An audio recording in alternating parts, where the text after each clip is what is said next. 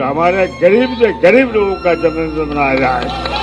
शंकर जी, आप सबका जन्मदिन मनाया जाए इसी तरह, और हमें बुलाइए, हम आपके जन्मदिन से आ जाऊंगा।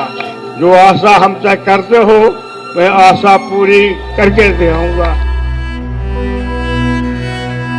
उत्तर प्रदेश के पूर्व मुख्यमंत्री, देश के पूर्व रक्षा मंत्री, समाजवादी पार्टी के संस्थापक, देश के एक लंबे वक्त तक सांसद और उत्तर प्रदेश की विधानसभा के पूर्व सदस्य, यानी एक लंबा राजनीतिक जीवन। ये सारा परिचय जिस एक शख्स का है, उसे गणतंत्र दिवस की पूर्व संध्या पर देश की सरकार ने पद्म विभूषण से सम्मानित किया है।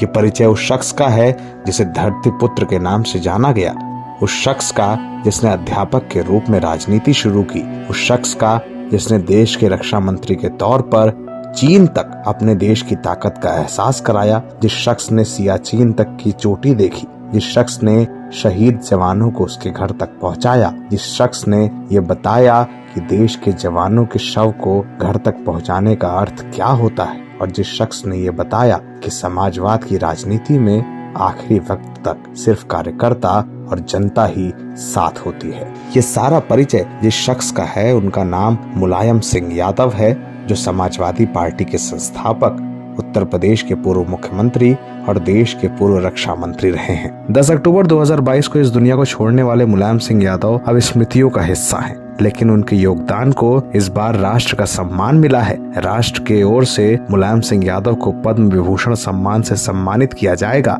देश की राष्ट्रपति धरती पुत्र को इस बार अपने हाथों से एक सम्मान देने जा रही है। मुलायम सिंह यादव को गणतंत्र दिवस की पूर्व संध्या पर पद्म विभूषण सम्मान से सम्मानित करने का ऐलान किया गया है। केंद्र सरकार की ओर से इस संबंध में सूचना जारी की गई है। मुलायम सिंह यादव की ओर से अखिलेश यादव इस सम्मान को लेंगे, लेकिन ये सम्मान जिस शख्स का है, उसका राजनीतिक वजूद जितना ऊंचा है, उस बात को समझना होगा। जब 2019 में पार्लियामेंट का आखिरी सत्र था, मुलायम सिंह जी जैसे वरिष्ठ नेता, उन्होंने खड़े होकर के पार्लियामेंट में जो बात बताई थी, वही देश के किसी भी राजनीतिक कार्यकर्ता के जीवन में बहुत बड़ा आशीर्वाद होता है। उन्होंने संसद में खड़े होकर के कहा था, मोदी जी सबको साथ लेकर के चलते हैं, और इसलिए मुझे पक्का विश्वास है कि वो 2019 में फिर से चुन करके देश के प्रधानमंत्री बनेंगे।